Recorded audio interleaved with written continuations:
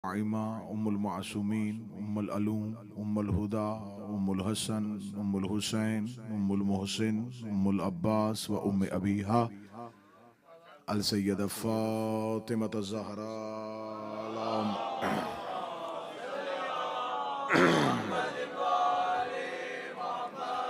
वलानल्लाहु तआला अला अदाइहिम अजमईन अम्मा बाद फ़क़द क़ाल हक़ सुब्हानहु तआला फ़ी किताबिल मजीद व फ़ुरक़ानिल हमीद बिस्मिल्लाहिर्रहमानिर्रहीम ला इक्राहा फ़िद्दीन क़द तबय्यन रुश्द मिनल गय बुलंतर सलवा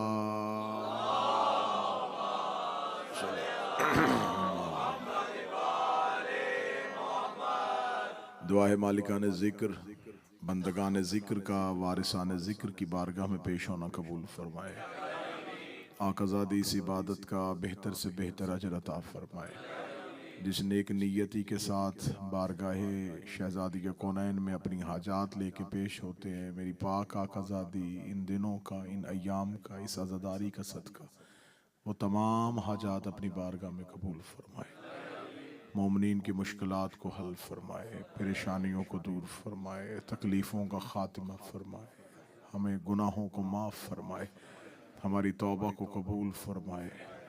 इन आंसुओं का सदका, इन बहते हुए आंसुओं का सदका मेरी शहज़ादी हमें हमेशा ये गम हुसैन नसीब फरमाए। हमें हकीकी हुसैनी अज़ादार बनने की तौफ़ीक अता फरमाए। मरने से पहले कब्र हुसैन की ज़ियारत नसीब फरमाए। वारिस ज़माना के ज़हूर में ताजील फरमाए। दुआएं कबूलियत तक पहुँचाए, मुमकिन हद तक बुलंद सलवा तलावत फरमाए।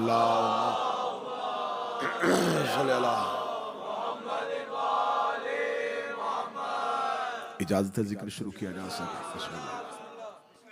आपके सामने सूरह मुबारक अल बकरा और आयातुल कुर्सी में से एक आयत ला इक्राहा फिद्दीन का तबय्युन रुश्द मिनल गय, नहीं है कोई ज़बरदस्ती मेरे दीन के अंदर, और खुदा हदायत को गुमराही से जुदा करके दिखाता है। रोज़ाना इसी आयत के ज़िमन में आपके सामने मारूज़ात पेश की जा रही हैं। म्यारे हदायत, म्यारे हादी, हादी कैसा होना चाहिए और हदायत याफ्ता लोग कौन होते हैं, इस पे आपसे गुफ्तगू हो रही है। खुदावंद मुतआल ने कल की मैंने गुफ्तगू में आपके सामने बात यहाँ तक रुकी थी कि शैतान ने अल्लाह को ये धमकी दी कि मैं तेरे रस्ते पे सराते मुस्तकीम पे लोगों को गुमराह करूंगा, इल्ला इबादा का मुखलसीन, लेकिन नहीं पहुंच सकूंगा उन लोगों को जिन्हें तूने खालिस किया हुआ है। वो जो तेरे खालिस याफ्ता अफराद हैं उन तक मेरी रसाई नहीं है। हाँ, लेकिन मैं करूंगा गुमराह, मैं बैठूंगा, मैं अगवा करूंगा, मैं हटाऊंगा, मैं बहकाऊंगा सराते मुस्तकीम से लोगों को। अब शैतान ने अल्लाह से यह वादा कर लिया कि मैं गुमराह करूंगा। ये अल्लाह और इब्लीस के दरमियान जितनी भी गुफ्तगू हुई है, खुदा ने ये पूरी गुफ्तगू कुरान में रखी हुई है। और कुरान में अल्लाह वो चीज हमेशा रखता है जिसे उसने महफूज करना हो, क्योंकि ये खुदा का ये एक वो मसवदा है, ये खुदा का वो रिकॉर्ड है, ये अल्लाह की वो फाइल है जिसे अल्लाह ने क़यामत तक के लिए महफूज रखना है। तो जैसे हम कोशिश करते हैं कि अपने घरों में किसी एक ऐसी फाइल में वो डॉक्यूमेंट्स रखें जो हमें किसी भी वक्त जरूरत पड़ सकती है, तो अल्लाह ने कुरान की फाइल के अंदर उन तमाम वाकयात को रिकॉर्ड में रखा हुआ है जिसे किसी भी दौर में उनकी जरूरत पड़ सकती है। खुदा जो कुरान में चीजें लिखता है, खुदा जो वाकयात लिखता है, मेरी कौम के बच्चों, वो वाकयात अल्लाह वक्त गुजारने के लिए नहीं लिखता। कहानियों में, हकायात में और आयात में फर्क होता है। हकायात और होती हैं, आयात और होती हैं। अल्लाह की हर आयत के अंदर कोई ना कोई निशानी पोशीदा है, और अल्लाह जिस चीज को ऑन रिकॉर्ड कर दे वो इसका मतलब है कि वो कभी न कभी किसी न किसी दौर में अल्लाह इसको सामने लाना चाहता है। अब खुदा ने अपने और इब्लीस के दरमियान जो गुफ्तगू हुई, जो मुकालिमा हुआ, अल्लाह ने वो पूरे का पूरा कुरान में रखा। अल्लाह ने सिर्फ और सिर्फ अपना मौकफ नहीं बताया कि मैंने ये कहा, उसने कुरान में ये भी इस रिकॉर्ड का हिस्सा बनाया कि उसने क्या कहा। खुदा सिर्फ ये बता देता कि हाँ वो उठा था और मैंने कह दिया कि तू सजदा नहीं कर रहा, निकल जा, तो ये सिर्फ एक मौकफ आता, यक तरफा मौकफ आता। खुदा ने सिर्फ अपना मौकफ नहीं दिया, खुदा ने इब्लीस का मौकफ भी रखा। मैंने ये कहा, उसने ये कहा, फिर मैंने ये कहा, फिर उसने ये कहा। इसके बाद खुदा कहता है कि मेरे और उसके दरमियान एक एग्रीमेंट हुआ, एक मुआहिदा हुआ। वो ये हुआ, उसने मुझसे अपनी शर्तें मनवाई, मैंने अपनी मनवाई, और अल्लाह ने उसकी शर्तें मानी। ये शर्तें मानने से अल्लाह की बुजुर्गी में फर्क नहीं आया। बादशाह हुसैन आपको सलामत रखे, बहुत बेहतरीन होते वो सामे जो नतीजे पे जुमले के साथ पहुंचे। शर्तें मानने में अल्लाह की बुजुर्गी में कोई फर्क नहीं आया। आज तक कोई मौलाना उठ के ये नहीं कहता क्या जरूरत थी शर्तें मानने की, दुश्मन की शर्तें मान ली। खुदा ने कहा शर्तें बता, मैं अपनी शर्तें बताऊंगा। खुदा ने अपनी शर्तें बताई, उसने अपनी शर्तें बताई। इससे कुरान में लिखा गया, इसे कहते अल्लाह और इब्लीस के दरमियान एक मुआहिदा तय पा गया था। कुछ शर्तें अल्लाह की तरफ से थी, कुछ इब्लीस की तरफ से थी। ये अल्लाह और इब्लीस के दरमियान एक मुआहिदा तय पा गया था। मैं पहला नतीजा देने लगा और देखूंगा कितने जाग रहे हैं, कितने ज़हनी तौर पे बेदार हैं। आज तक मुझे पूरी दुनिया में कोई मौलाना ऐसा नहीं मिला जिसने ये कहा हो कि अल्लाह और इब्लीस के दरमियान सुलह हो गई थी, अल्लाह और इब्लीस की सुलह हो गई थी, अल्लाह और इब्लीस की सुलह हो गई थी। जब मैं कुरान तुम्हें खोल के बताऊंगा कि शर्तें अल्लाह ने भी मनवाई है, शर्तें इब्लीस ने भी मनवाई है, तो मौलवी कहते ये शर्तें मानने से क्या सुलह हो गई है? नहीं नहीं नहीं, अल्लाह अल्लाह रहा, शैतान शैतान रहा, अल्लाह अल्लाह रहा, शैतान शैतान रहा। इसका मतलब है कि अगर कोई बड़ा किसी शैतान से कोई शर्तें माने और मनवा ले तो वो सुलह नहीं होती, वो मुआहिदा होता है।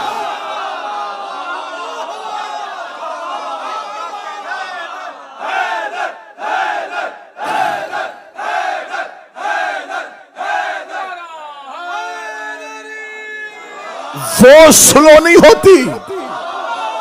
मौला हुसैन सलामत रखे।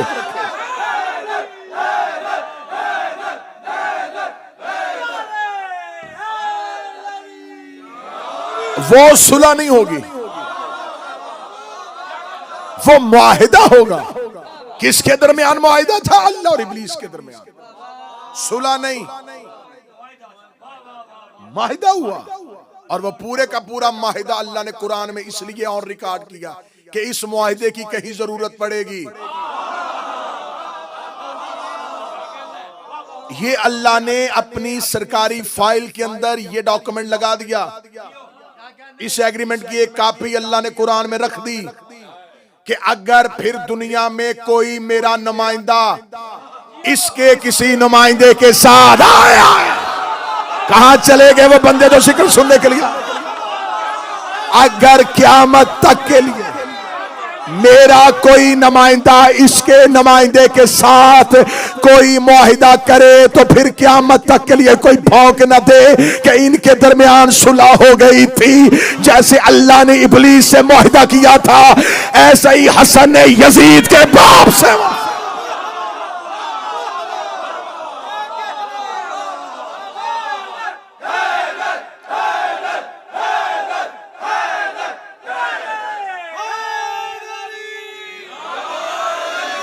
कोई इमाम हसन और मुआविया की सुलह को, सुलह हो गई, दोस्ती थी, मुआहिदा था।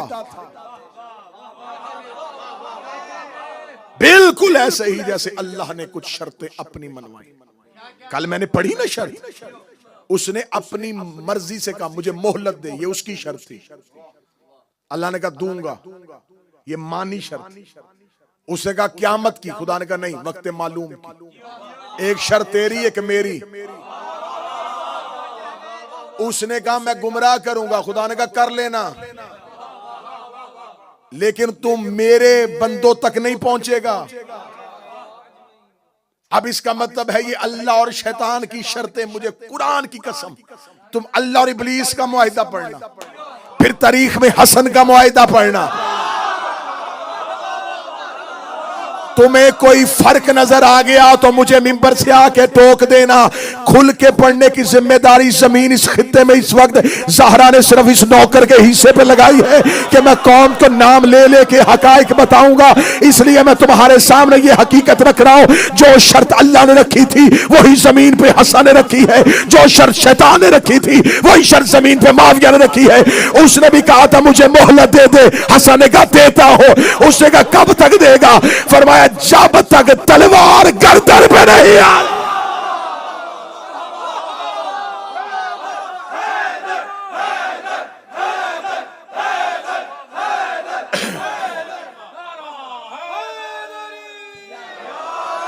उसने कहा हसन मैं तेरे शिया खरीदूंगा, मैं तेरे बाप के दोस्त खरीद लूंगा। हसन ने कहा खरीद लेना, जो मेरे होंगे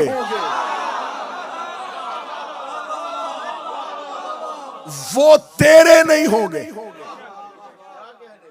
तू मेरे समझ के लेके जाएगा, लेकिन असल में वो कुछ तेरे थे जो मेरे पास बैठे थे। अब ये अगर कोई मौला हसन को छोड़ के उधर जा रहा है हाकिम शाम के पास, तो अब अगर कोई इधर से उधर जा रहा तो कोई ये ना कहे हसन का बंदा उधर गया, अली के लश्कर से कोई निकल के उधर गया। नहीं, अली के लश्कर से कोई उधर निकल के नहीं गया, उधर वाला कोई अली के लश्कर में आ गया था। जैसे नजफ में एक तालिब इल्म था, उसने चोरी कर ली, तो उसके आरिफ उस्ताद के पास आके किसी ने कहा जी मौलाना ने चोरी किया। उन्होंने कहा मौलाना ने चोरी नहीं की, एक चोर मौलाना बन गया था। चोर मौलवी के रूप में आ गया था। अली का कोई बंदा लश्कर माविया पे नहीं जा रहा, लश्कर माविया के कुछ लोग अली के लश्कर में आ गए थे। वो बंदा ले नहीं रहा, अली भेज रहा है। ये लाखों लेते रहे, हजारों लेते रहे, इधर से अली के लश्कर से ले लिए, हसन के लश्कर से ले लिए, मदीने से ले लिए। बदला फिर हुसैन ने लिया। वो हजारों लेके गए थे, एक का नाम भी तारीख में नहीं। कोई नहीं जानता, कोई नहीं बताता कि इधर से कौन उधर गया था। हुसैन ने शब अशूर एक लिया है।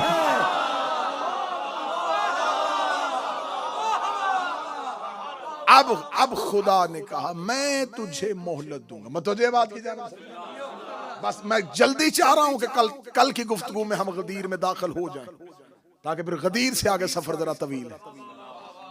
असल झगड़ा तो गदीर के बाद है। मैं मुकदमे में आते आते चौथी और पांचवी मजलिस तक पहुंच गया। मैं चाहता हूं कि कल हम गदीर में दाखिल हो जाएं, उससे पहले जितनी भी तफसीलात है मैं आज पूरी करूं। खुदा ने कहा मैं मोहलत दूंगा। अब अल्लाह ने मोहलत दी है तो अब अल्लाह के जिम्मे था कि अगर उसने गुमराह करने वाले को मोहलत दे दी है तो अब हदायत का बंदोबस्त करे। उसने फिर हदायत का बंदोबस्त किया। उसने कहा ठीक है, तू जमीन पे जाके गुमराह कर, तू गुमराह बनाता रहेगा, मैं हादी भेजता रहूंगा। इस सत्र को दोबारा कबूल करना, मैं फिर वापस लेके फिर देने लगा।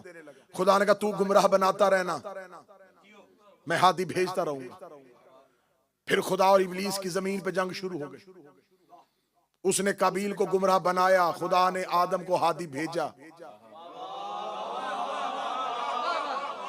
इसने नूह की बीवी को गुमराह किया, खुदा ने नूह का सफीना पार करवा दिया। इबलीस ने नमरूद बनाया, खुदा ने इब्राहिम भेज दिया। इसने फिरौन बनाया, खुदा ने मूसा भेज दिया। इसने अबू जहल, अबू लहब, अबू सुफियान बनाए, उसने मोहम्मद भेज दिया।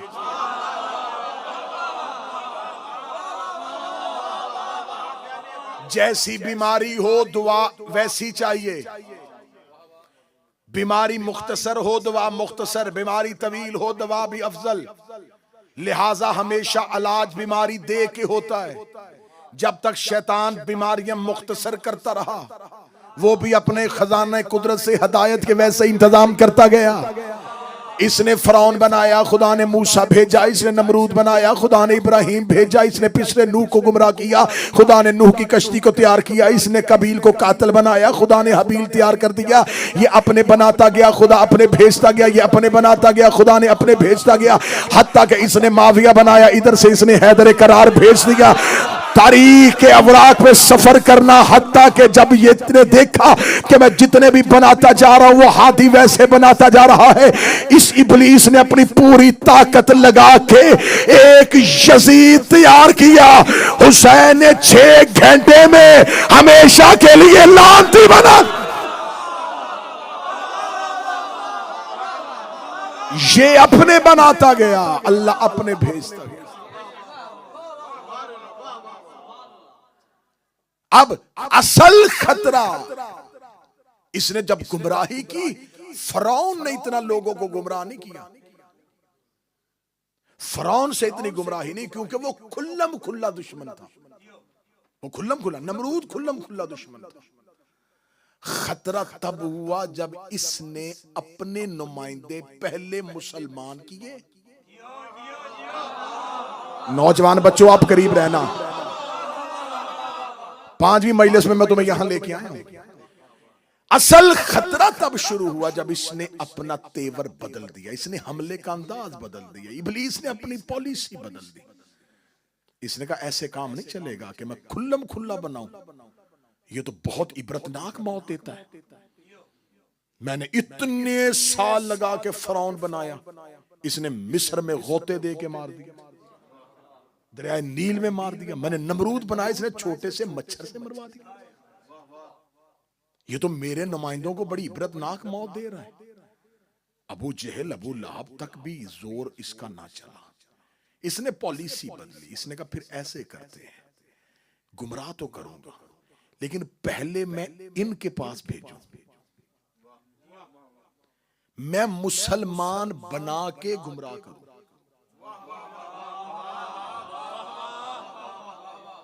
अब जब इसने कहा ना कि मैं मुसलमान पहले बनाऊंगा तो फिर गुमराह करूंगा, अब जरा थोड़ा सा रुकना, दांत से निकल के इस बात को समझना, ये हजम होगी तो अगली मजलिस से याद आएगी।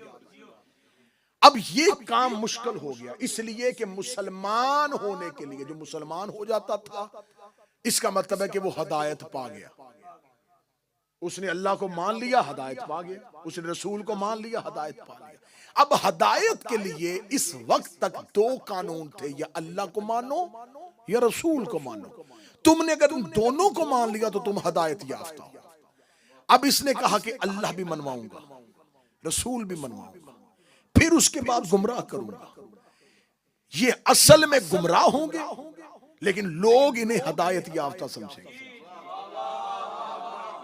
लेकिन इस बदबख्त को यह नहीं पता था कि हदायत अल्लाह ने देनी है। इधर इसने पॉलिसी बदली, उधर उसने भी बदल ली। इसने बदली, इसने अपना तेवर बदला ना, इसने अपना हमले का अंदाज बदला, उसने भी बदल लिया। इसने कहा मैं बंदे मुसलमान बना के फिर गुमराह करूं, पहले मुसलमान बनाओ फिर गुमराह कर दो। खुदा ने कुरान में कहा ठीक है, इन्नल्लज़ीना ला युमिनूना बिआयातिल्लाह कैफा यहदीहिम। खुदा ने कहा तू कह रहा है कि मैं मेरे बना के गुमराह करेगा। सुन, जो भी मेरी आयत पर ईमान नहीं लाएगा मैं उसे हदायत दूंगा ही नहीं।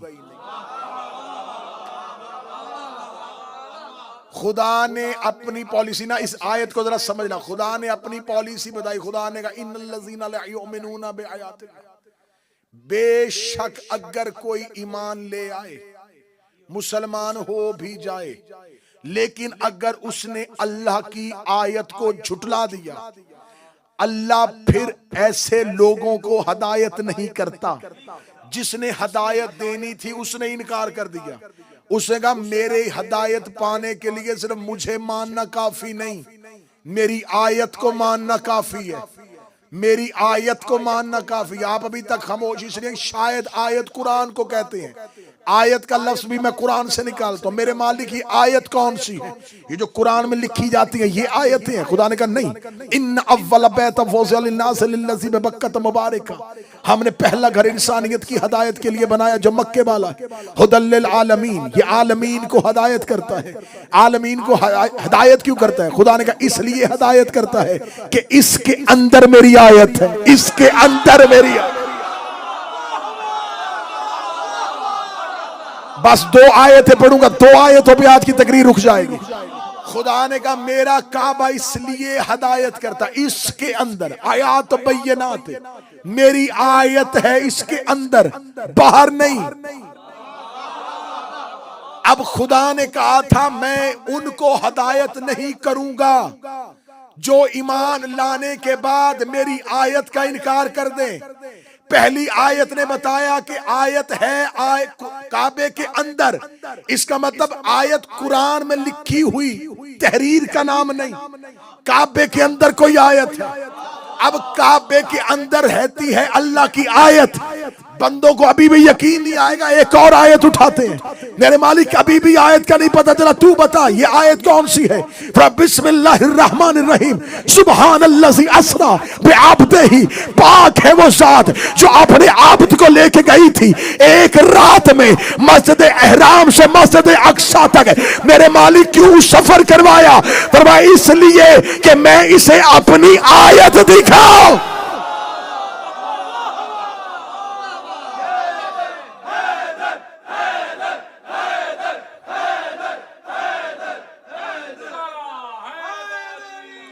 इसलिए कि मैं इसे अपनी आयत दिखाऊं। इसका मतलब है सिर्फ इससे ज्यादा 7-8 आयतें और पढ़ी जा सकती थी, लेकिन 2 पे रुकना, 2 समझोगे तो फिर और पढ़ेंगे। इसका मतलब अल्लाह ने कहा कि मैं कभी हदायत नहीं करता उन्हें जो ईमान लाने के बाद किसका इनकार करे? मेरी आयत का। मैंने पहली कुरान से आयत पढ़ी कि आयत कहां रहती है? काबे के अंदर। दूसरी आयत में खुदा ने कहा जब रसूल मेराज पे गया, जन्नत देखने नहीं गया था, खुदा कहता मैंने उसे वहां पे दिखाई अपनी आयतल कुबरा, अपनी एक बहुत बड़ी निशानी। आयत कहते हैं निशानी को। अब जो भी आयत मानो उसका 2 जगहों पे होना जरूरी है।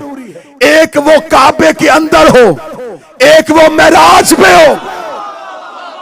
या वो आयत काबे के अंदर होगी या वो मेराज पे होगी। ले आओ कुरान, मैं कुरान के हाशिए पर लिख के देता हूं। अल्लाह ने ये सिफ्त अली के अलावा किसी को दी नहीं। सिर्फ दुनिया में अली काबे में आया और सिर्फ अर्श पे अली पर्दे के पीछे बोला।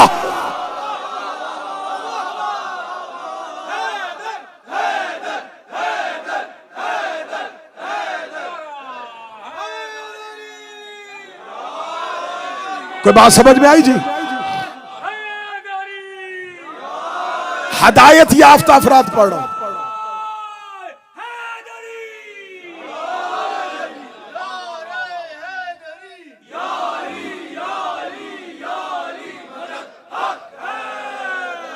मौला हुसैन इज्जत अली, हिदायत याफ्ता अफराद पढ़ो। हिदायत खुदा कहता मैंने देनी नहीं। अब अगर कोई ये दावा करे मेरे पास हदायत है तो कैसे है? जिसने देनी थी वो कह रहा मैं नहीं दे रहा। भाई जिसने हिदायत देनी है वो कह रहा है कि मैंने नहीं देनी, तो अब कोई लाख भी दावा करे कि मेरे पास हिदायत है तो हो ही नहीं सकती, क्योंकि देने वाला कह रहा है कि मैं नहीं दूंगा। और जब वो कह देता है कि नहीं तो फिर नहीं। उसने कहा है वल्लाहु ला यहदिल कौम ज़ालिमीन, अल्लाह जालिमों को हदायत नहीं करता, अल्लाह काफिरों को हदायत नहीं करता। खुदा कह रहा है कि मैं इन्हें हिदायत करूंगा नहीं। लो आज फिर 4 मुहर्रम को ये जुमला जहन में रखना। लोग समझते हैं कि सिर्फ काफिरों के पास हिदायत नहीं है। कुरान कहता है कि वो लोग जो ईमान ले आए और रसूल की गवाही भी दे दी, लेकिन उन्होंने आयत को नहीं माना, उन्हें भी हिदायत नहीं है। ये हमेशा अगर किसी जगह पे चोर रंगे हाथों पकड़ा जाए और वही शोर मचा दे कि चोर चोर चोर, तो लोग समझेंगे कि ये भी हमारे साथ पकड़ रहा है। मुसलमानों के अंदर यही काम हो रहा है। इन्होंने कहना शुरू कर दिया जब देखा ना कि खोज हमारी तरफ आ रही है, नहीं नहीं नहीं नहीं, अल्लाह काफिरों को हिदायत नहीं करता, ये हिदायत याफ्ता है ही नहीं। जुमला आज पढ़ूंगा और इसके बाद फिर ये जुमला कौले जरी बन के चमकता रहेगा। इस्लाम को इतना खतरा यूरोप के नंगे जिस्मों से नहीं, जितना अरब के ढके हुए सरों से है। ये जुमला लिखो तारीख में, ये तारीख साथ जुमला लिखो।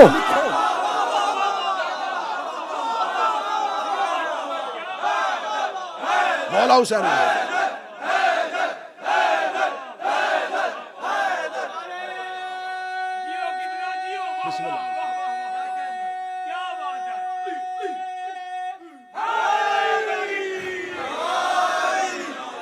ये आज के दौर में 2024 में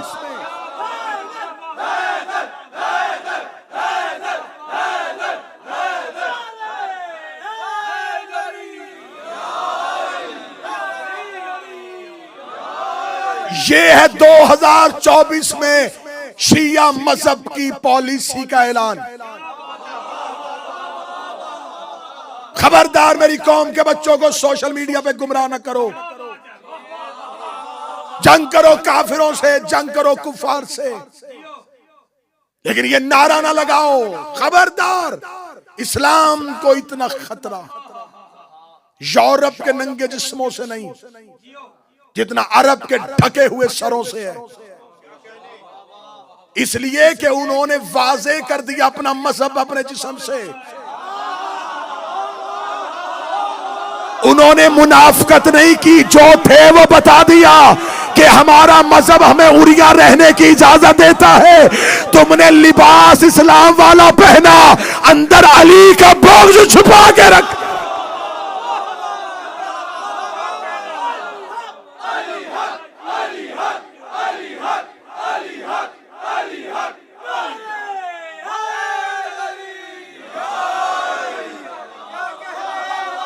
इस्लाम को जब भी नुकसान पहुंचा अंदर से पहुंचा।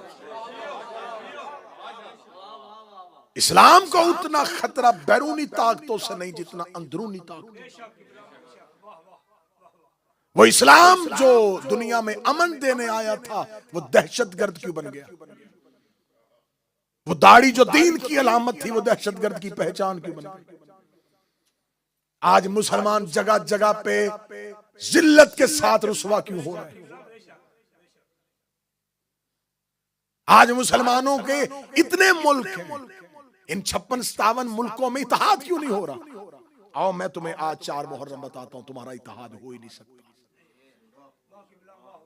इसलिए कि तुमने नबी के बाद पहला इत्तेहाद किया था अली की दुश्मनी में।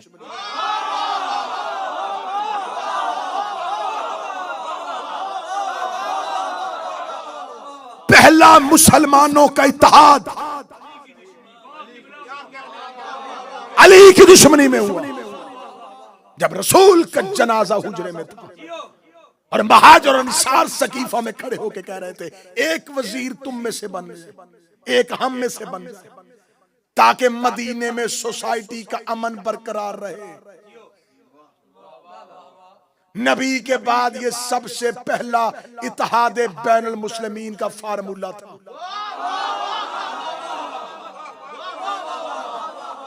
किसी को मेरे मौकफ के साथ इख्तलाफ उठ के खड़ा, महाजरीन और अंसार ने सबसे पहले कहा एक अमीर तुम में से हो जाए, एक अमीर हम में से हो जाए, लड़ेंगे नहीं, अमन से रहेंगे। अली को निकालो, हम अमन करें। इन्होंने पहला इत्तेहाद किया था अली के बगैर। अरसा नहीं इत्तेहाद चला, फिर उसके बाद इन्होंने अगला इत्तेहाद किया हसन के खिलाफ, जो शाम में बैठ के हुआ। फिर तीसरा इत्तेहाद किया इन्होंने हुसैन के खिलाफ। करबला को समझो, करबला सिर्फ काले कपड़े पहनने का नाम नहीं, करबला सिर्फ यजीद पे लानत करने का नाम नहीं।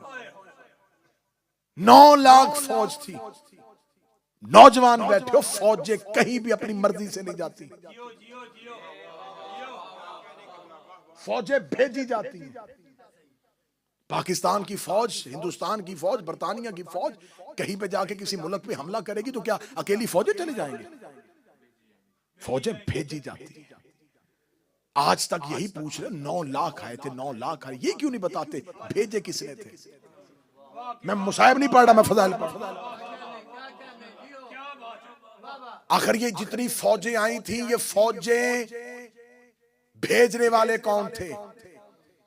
यमन का लश्कर करबला में तुमने दिखा दिया कि यमन से इतना लश्कर, इतना दस्ता आया था। ये क्यों नहीं बताते कि यमन की हुकूमत किसके पास थी? किसके चचा का बेटा वहां पे हुकूमत कर रहा था? बसरे में किसकी खाला का बेटा था? मिस्र किसके रजाई भाई के पास था? दमिश्क किसके पास था? ये फौजें हुकूमतों ने भेजी थी। तुमने सिपाही दिखा दिए, भेजने वाले क्यों नहीं दिखाए? हम तुम्हें बताएंगे वो भेजने वाले कौन थे, किसके साथ रिश्तेदारी थी, ताकि पता तो चले असल हुसैन के कातिल कौन है।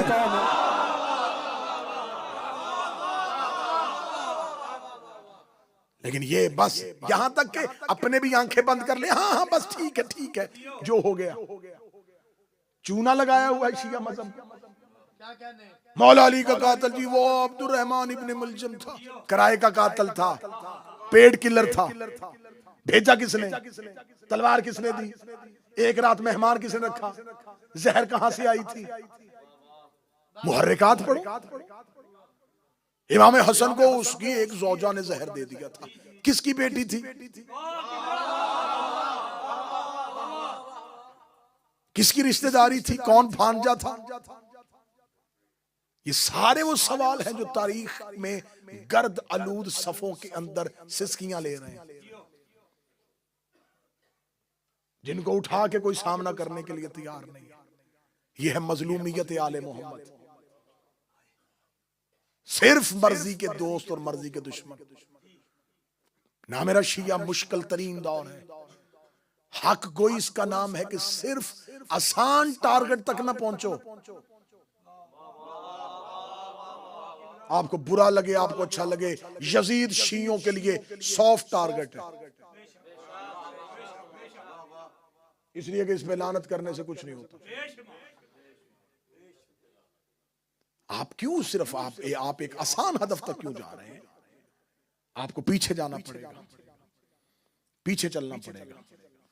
पीछे चलते चलते आपको हकीकतों का पता चलेगा। इस वक्त 1446 कत्ले हुसैन 61 हिजरी, कहां तक हम पहुंच गए? तकरीबन 1400 साल मुकम्मल हो गए कत्ले इमाम हुसैन को। 1400 साल में कितनी हुकूमतें आई, कितने मौरख आए, कितनी हदीसें लिखी गई, कितनी किताबें बन गई। अब इस वक्त दुनिया में इस्लामी तारीख किसी एक कमरे में वो किताबें नहीं आ सकती। शहर बनेंगे लाइब्रेरियों के, जितनी किताबें लिखी जा चुकी। अब हर एक ने अपनी किताब में अपना मौक़िफ़, उसकी किताब में उसका, किस किस को पढ़ोगे? तो अब बजाय हम इतनी किताबें पढ़ें, हम कोशिश करते हैं हम तारीख में उल्टे कदम पीछे चले। जैसे जैसे पीछे जाते जाएंगे वैसे वैसे किताबें कम होती जाएंगी, वैसे वैसे लिखने वाले कम होते जाएंगे। 1300 1200 साल पहले 1100 में क्या था? 1000, 900 में, 800 में, 700 में, जैसे जैसे पीछे चलते जाओगे तस्वीर से धुंधलापन खत्म होता जाए। और अगर तुम ये उल्टे कदम हिस्ट्री का सफर करते करते पहुंच जाओ जनाजा रसूल तक, वहां से हकीकत लेके फिर सफर शुरू करो, फिर तुम्हें पता चलेगा कि तारीख इस्लाम में जुल्म क्या क्या। 10 दिनों में करबला नहीं पढ़ी जा सकती। 1 घंटा हमारे पास वक्त होता है, उस 1 घंटे में हमने फजाइल भी पढ़ना है, मुसाहिब भी पढ़ना है। 10 दिन नहीं है काम करबला पढ़ने के लिए। कितने साल लगे हैं करबला छुपाने के लिए। कब से इबलीस तैयारी कर रहा था कि मैं अल्लाह के हदायत याफ्ता लोगों तक पहुंचूंगा। इसने गुमराही का मरकज बनाता बनाता बनाता इसने इंतहा की। लेकिन जितनी ये गुमराही में तैयारी करता गया, खुदा हदायत में उतने कामल भेजता गया। इसने यजीद पे आके अपना पूरा जोर लगा दिया कि इसका चेहरा इस्लाम वाला होगा, नाम इस्लाम वाला होगा, खलीफा रसूल का होगा। अब मैं इसके जरिए पूरी की पूरी उम्मत गुमराह कर दूंगा। और ये कामयाब हुआ। इसने लाखों लोगों से यजीद की बैयत करवाई। जब इसने गुमराही में पूरा जोर लगा दिया तो अब खुदा को यहां हुसैन जैसा चाहिए था। हुसैन ने यजीद और इबलीस की सालों की मेहनत असगर की एक मुस्कुराहट से खत्म कर दी।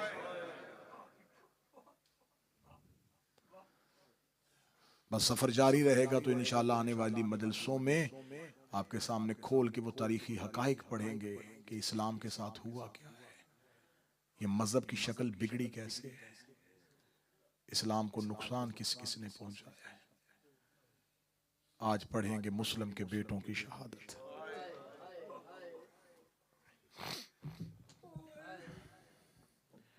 यहां पर हमारे पास 3 मसादिर हैं जिनसे हम मक्तल लेते हैं। मुंतहल अमाल शेख अब्बास कुम्मी की उठाओ, शेख सदूक को पढ़ो, रोज़ातुल शुहदा में मुल्ला वाइज़ काशिफी को पढ़ो। मुख्तलिफ किस्म की रवायात है। एक रवायत यह है कि शहजादे, एक रवायत यहां तक भी है कि मुस्लिम के 2 बेटे करबला में ही इमाम हुसैन के साथ शहीद हुए। फिर एक रवायत है नहीं, बाप के साथ गए थे और बाप के साथ शहीद हो गए। लेकिन मुल्ला वाइज काशफी रोज़ातुल शुहदा में उसने जितनी रवायात इकट्ठी की हैं उनमें से ये है, ये शहजादे बाप के बाद 1 साल कैद रहे। जब हुसैन कत्ल हो रहे थे मुस्लिम के बेटे कैद में थे। उसने बहुत सी रवायात को इकट्ठा किया। ये शहजादे 1 साल कैद रहे हैं। करबला के बाद हुसैन अलैहिस्सलाम का काफिला जब गुजर गया तो फिर इन बच्चों की शहादत हुई। जब हम तारीख में ऐसी मुख्तलिफ किस्म की रवायात पढ़ते हैं तो दिल खून रोता है। इतने गरीब थे आले मोहम्मद कि लोगों से इनका कत्ल भी सही लिखा नहीं गया। रवायात में इख्तलाफ इसलिए आ गया कि छुपा लिया जाता था अहले बैत का खून। हुसैन का खून इसलिए नहीं छुपा, हुसैन की ज़ैनब जैसी बहन थी। अब मैं सदर पढ़ूंगा तो अल्लाह जाने कौन हाय कहेगा। मुस्लिम के बेटों की रवायत हम तक सही पहुंच जाती अगर इनकी बहन 7 गूफे चले जाती।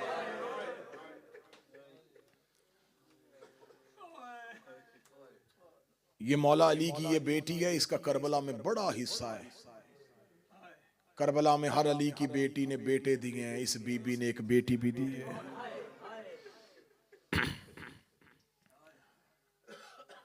दो के 2 शहजादे आज भी करबला में जाओ, मुसैयब वहां पहुंचो, वहां शहजादों की कब्रें, शहजादों के रोजे।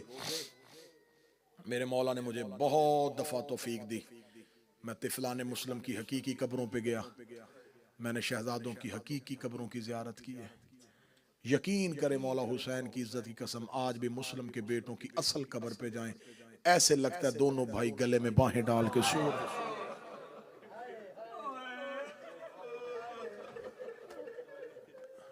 मैंने इन शहजादों की दोनों कब्रों के दरमियान बैठ के भी इनकी शहादत पढ़ी है, इनके दर्द पड़े।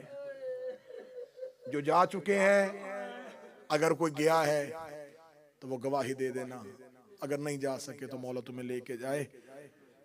जो जनाब मुस्लिम के बच्चों की असल कब्र है ना, कच्ची कब्र, अकलीम भाई उनके सरहाने में आज भी एक पानी की सबील का एहतमाम।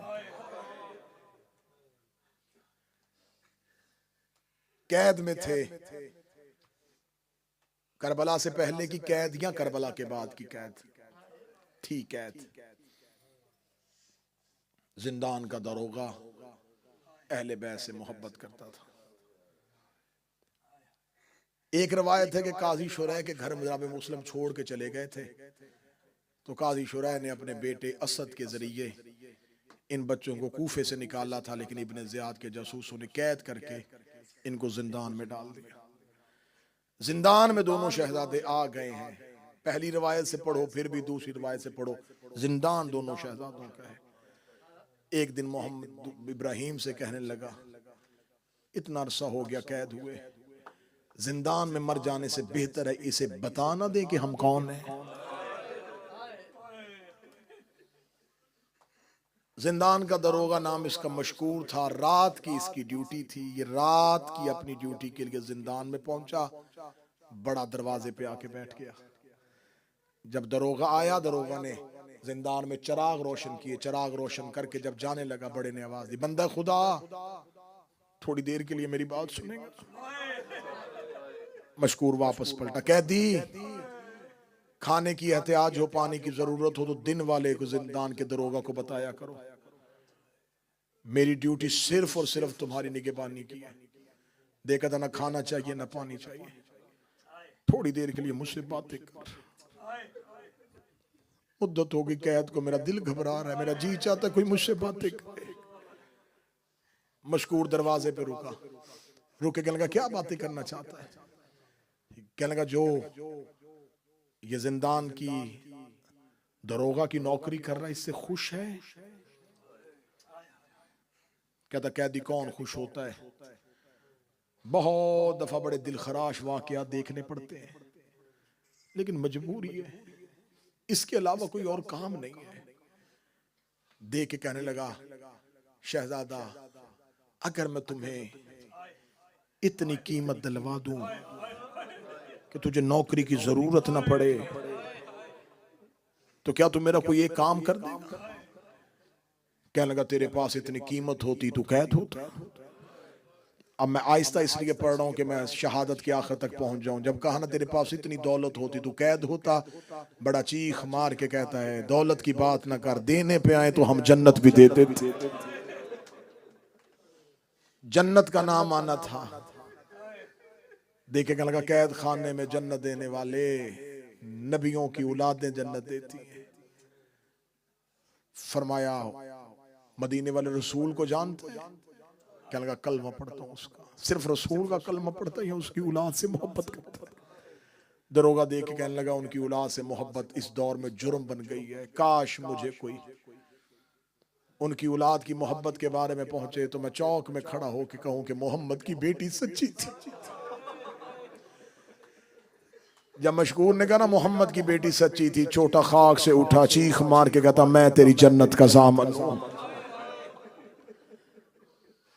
तूने हमारी दादी के हक में गवाही दी है। दादी का नाम आना था। तड़प के कहने लगा तारफ करवाओ कौन हो। आवाज दे कहने मुस्लिम के बेटे तेरी कैद में। मुस्लिम के बच्चों का नाम आना था। तड़प गया मशकूर। बाबा के साथ आए थे, खबर मिली बाबा की, कहते खबर मिल गई, कूफा में मार दिया हमारा बाबा। क्या लगा शहजादो इस जुर्म की माफी कैसे मिलेगी कि इतनी देर मेरे कैद खाने में रहे। क्या लगे भूल के कोई हमसे दुश्मनी करे हम उसको कभी भी सजा नहीं देते। क्या लगा मुझे खबर हो गई है, मैं आज रात ही तुम्हारी रिहाई का बंदोबस्त करता हूं। जिंदा रहा तो कभी मदीने आके मुलाकात करूंगा, मारा गया तो क़यामत वाले दिन ज़हरा से मेरी शिफाअत की दरख्वास्त। इसने जिंदान का दरवाजा खोला, सुबह तलू होने के करीब थी। इसने शहजादे ला के कूफे के बाहर कादसिया के रास्ते पे छोड़ दिए। कहने लगा ये सीधा रास्ता जाता है, ये मैं अंगूठी देता हूं, ये मेरी अंगूठी बतौर अमानत ले जाओ। कादसिया जाओगे, वहां मेरा भाई है, नाम उसका हारून है, उसको जाके मेरी अंगूठी दिखाना, वो तुम्हें पहचान जाएगा, तुम्हें अपने घर में मेहमान रखेगा, फिर तुम्हारा मदीने पहुंचाने का बंदोबस्त करेगा। शहजादों ने मशकूर का शुक्रिया अदा किया। शुक्रिया अदा करते हुए रो के कहने लगे हम शर्मिंदा हैं, हमारे पास इस वक्त तुम्हें देने के लिए कुछ। हाथ बांध के दोनों बच्चों के पांव पे हाथ रख कहता है दौलत चाहिए होती मैं इब्न ज़ियाद की नौकरी में रहता, मैंने मौत खरीद के तुम्हारे जिंदान का ताला खोला है, मुझे दुनिया नहीं चाहिए। शहजादो बस जनाब ज़हरा से मेरी सिफारिश कर देना। रोते हुए बच्चों ने अपने मोहसन को अलविदा किया, कादसिया के रास्ते पे दौड़ पड़े। सादात और गैर सादात, काश आप ये जुमला पढ़ने से पहले अगर तारीख से पूछते कि उस दौर में कूफा से कादसिया ये रास्ता कैसा था। सवार भी निकलता था, यही कहता था कि 2-4 सवार हो तो निकले। हाय रुकैया की जोड़ी, ना कोई सवारी, नंगे पांव, सरों पे अमाम में कोई नहीं, फटे हुए लिबास के साथ मुस्लिम के कैदी कादसिया की जानब दौड़े। दौड़ते दौड़ते देखा कि सूरज तलू होने के करीब आ गया। छोटे ने बड़े से कहा दिन का सफर न करें, लोग हमें पहचान जाए, राहत का सफर करें। एक पानी का किनारा देखा, दरिया के किनारे पे जाके शहजादे बैठे, पानी पिया। पानी पीने के बाद एक दरख्त के ऊपर जाके बैठ गए। एक औरत नीचे पानी भरने के लिए आई, उसने पानी के अंदर 2 चांद देखे। इसने जो ही मुंह ऊपर की तरफ किया, छोटा बड़े के गले में पानी डाला। नीचे से आवाज़ मानम तुम कौन हो तुम? आवाज़ नहनुल गुरबा, हम मुसाफिर हैं, तुम्हारे साथ कोई नहीं है? कहते काफिले से बिछड़ गए। कहती है रात दरख्त पे बसर किया, नीचे उतरो, मैं तुम्हें पहुंचाने का बंदोबस्त करूं। शहजादे दे के कहते जमीन पे उतरेंगे कोई मार देगा। जब कहना जमीन पे उतरेंगे कोई मार देगा, तेरी हाय का मुझे इंतजार है। ये तड़प के कहने लगी तुम्हें कोई मार देगा, तुम कोई मुस्लिम के बेटे हो।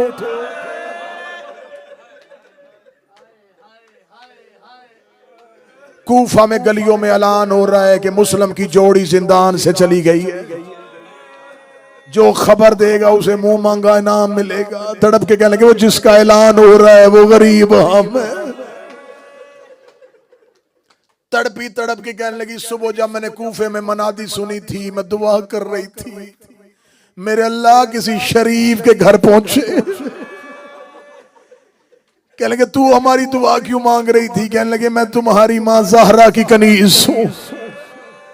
शहजादे देखे कहते कैसे यकीन करें? कहती बकिए वाली फातिमा जामन देती हूं, मेरे घर आ जाओ, मेरी मालकन भी अहले बैत की कनीज है, बस मैं जल्दी जल्दी खत्म करूं। लेके दोनों शहजादों को आई, बड़ी खुश हुई मालकन। इसने शहजादों के लिबास तब्दील करवाए, इसने शहजादों के सरों पे कंघियां की। जब शहजादे छोटे शहजादे के सर पे हाथ फेर रही थी, रो के कहता जब मदीने में होते थे माँ मुझे गोद में बिठाती थी, मेरा माथा चूमती थी। जब से बाबा मारा गया रेत पे सोते हैं, पत्थरों का तकिया बनाते हैं। तड़प के कहने लगी मौला माँ से मेरी सिफारिश कर देना। शहजादों को रात अपने घर में छोड़ा, इसने ऊपर वाले बलाई कमरे पे शहजादों को रख दिया। रात इसका मलआउन शौहर घर आया, घर आके तलवार जमीन पे फेंकी, इसने खाना रखा, ठोकर मारी। कहने लगी आज इस गुस्से में क्यों है? कहने लगा रात से मुस्लिम के बेटे जिंदान से निकल गए हैं, मैं सारा दिन गलियों में ढूंढता रहा हूं, काश कहीं से मुझे मिल जाते, मुझे मुंह मांगी कीमत मिल जाती। कहती शर्म कर, खुदा तुझे जहन्नम का ईंधन बनाए। कहा ज़हरा की बद्दुआ ले रहा है, वो अकील के बेटे, वो मुस्लिम के बेटे हैं। देख के कहने लगा मुझे तेरी जन्नत से कोई गर्ज नहीं है, मुझे इब्ने ज़ियाद का इनाम चाहिए। देख के खुदा तुझ पे भी लानत करे, तेरे हाकम पे भी लानत करे। ये मलआउन अपने बिस्तर पे सर रख के सो गया। छोटे को ख्वाब में मां नजर आई, चीख मार के अम्मा तेरा बेटा गरीब हो गया, अम्मा तेरी जोड़ी उजड़ गई है। इसके कान में बच्चे की चीख की आवाज आई। ये मलआउन अपने बिस्तर से उठा, ज़ौजा सामने आके खड़ी हो गई। कहती कहां जा रहा है? कहता किसी बच्चे के रोने की आवाज आ रही है। देखती हमसायों का कोई बच्चा होगा। ये मलआउन देख के कहता मुझे बेवकूफ न बना, अगर कोई हमसायों का बच्चा होता अब तक उसकी मां चुप करवा देती। जो अभी तक रो रहा है इसका कोई चुप करवाने वाला, जो अभी तक रो रहा है इसका कोई चुप करवाने वाला नहीं। ये मलआउन आवाज की सिल दौड़ा, ये सीढ़ी से ऊपर गया, दरवाजे पे ताला था, इसने पत्थर से ताला तोड़ा। पत्थर ताले पे नहीं लग रहा, रुकैया के जिगर पे लग रहा। ताला टूटा, अंदर अंधेरा, इसने अंधेरे पे हाथ मारे। अब जो औलाद वाले बैठे हो मुझे जुमला माफ कर देना, मेरे भाई ऐसे हाथ मारते मारते इसको दोनों हाथ वजनी महसूस हुए। इसने दोनों की जुल्फों में हाथ डाला, हाथ डाल के ये कमरे से बाहर आया। अब तुम मातम की तैयारी कर, मैं छुपा नहीं सकता। अब मुझे कह कि हमें किताब और रवायत पढ़ के सुना, क्या ये बच्चों को लेके सीढ़ी से नीचे उतरा? इसके दोनों हाथों में बच्चों की जुल्फें थी। इसने दीवार में आके हाथ खोल दिए, दोनों ऐसे जमीन पे आए जैसे अब्बास घोड़े से गिरा था। छोटे की आवाज आई, मेरी पेशानी फट गई। अजरुकुम अल्लाह, अजरुकुम अल्लाह, अजरुकुम अल्लाह। छोटे की आवाज आई, मेरी पेशानी फट गई। ये जमीन पे आया, ज़ौजा सामने आई। दो रवायतें, एक कहती जख्मी किया, एक कहती शहीद किया। कनीज सामने आई, इसने मार दिया। ये घोड़े पे बैठा, मैं मुस्लिम के गरीबों की शहादत पढ़ रहा हूं। ज़हरा के बच्चों को रोने वालों, अगली सतर कलेजा संभाल के सुनना। किताबें कहते हैं ये मलआउन घोड़े की जीन पे बैठा, इसने मुस्लिम के दोनों बच्चों को रस्सियों के साथ बांधा। रस्सियों के साथ बांध के इसने घोड़े के साथ दौड़ाना शुरू किया। मुस्लिम की जोड़ी कूफे की गलियों पे जमीन पे खत कर रही थी, रो रो के कहते थे हमें कत्ल कर दे, हमारी रस्सियां खोल दे।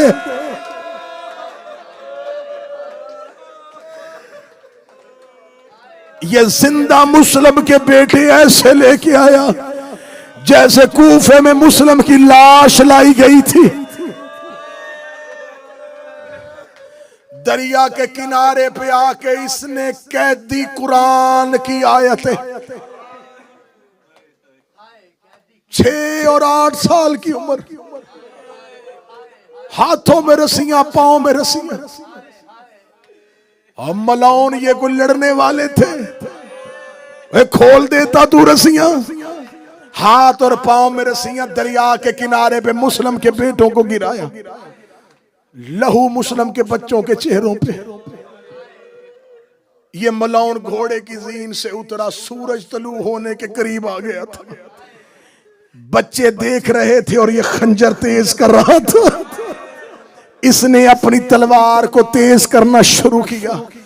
देख के लगा जितनी देर तलवार तेज करता हूं, कोई बात करना चाहते हो तो करो। रस्सियां पहनी हुई दोनों ऐसे जैसे नमाजी तशाहुद में बैठता है। इसके सामने आके बैठ के कहते हम कुछ वसीयतें करना चाहते हैं। देख के लगे कौन सी वसीयत है? छोटा देख के लगा क्यों कत्ल कर रहा है? कह लगा अनाम के लालच में। रो के कहता मेरी रस्सियां खोल, मैं कुरान की कसम खाता हूं, हमें मदीने ले जा। हम मामू अब्बास से कह के अपने हिस्से की जायदाद तुझे लिख के दे देंगे। तुझे जो जगीर चाहिए हम हुसैन से ले देंगे, हम अकबर से ले देंगे, हम ज़ैनब से ले देंगे। तुझे जगीर चाहिए, हमें मदीने ले जा। हम अकील के पोते, हम हैदर करार के नवासे, हमें दो तरफा जगीर मिल रही है, बाप से भी मां से भी। हम हैदर करार के नवासे, हम कह के मौला हुसैन और मौला अब्बास से तेरी मुंह मांगी कीमत लेके दे। ये कहता नहीं, मुझे तुम्हारे वादे पर यकीन नहीं, मैं इब्ने ज़ियाद से अनाम लूंगा। दूसरी वसीयत पढ़ने से पहले काश मैं मर जाता। इसने का कोई और वसीयत है तो बता। हाथ बांध के बस इतना बता, बाबे की कब्र का हमें एक बार हमारे बाबे की कब्र पे ले जा। मैं एक बार बाबे की कब्र पे चला जाऊं। आखिरी बार कूफे की मस्जिद में देखा था, उसके बाद बाबा ने हमें एक बार बाबा की कब्र पे ले जा। तुम मातम नहीं कर सका, मैं जुमला पढ़ने लगा। ए मुस्लिम के बच्चों, तुमने कातल से कहा बाप की कब्र पे ले जा, तुमने मुंह से कहा, उसने मुंह से इनकार किया। हाय शाम गरीबा, सकीना बाप की लाश पे बैठ के कह रही थी, मैं थोड़ी देर बाबे को रो लूं। हाय हुसैन, हाय हुसैन।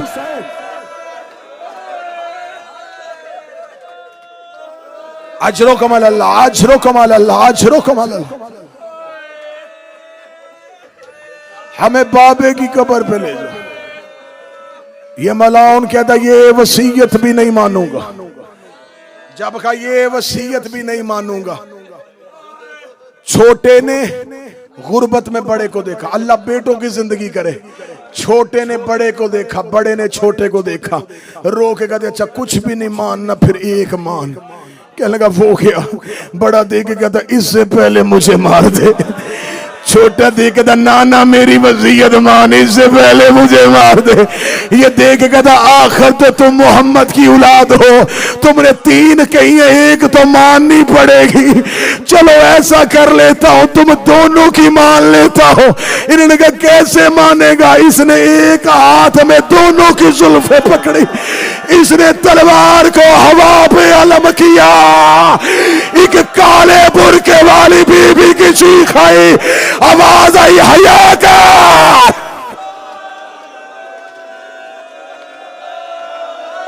हौसला, हौसला। इसने एक ही वार के साथ, एक वार के साथ सर वहीं रह गए। इसने लाशें दरिया में फेंके। जिसके सीने में पत्थर नहीं वो अगला जुमला सुनना। इसने लाशें दरिया में फेंके। इस बदबख्त मलाउन के दिल में इतनी अली की दुश्मनी थी, इसने सर रेत में फेंके। बच्चों के लाशें दरिया में जा रहे थे, इसने किनारे में खड़े होकर तीर मारने शुरू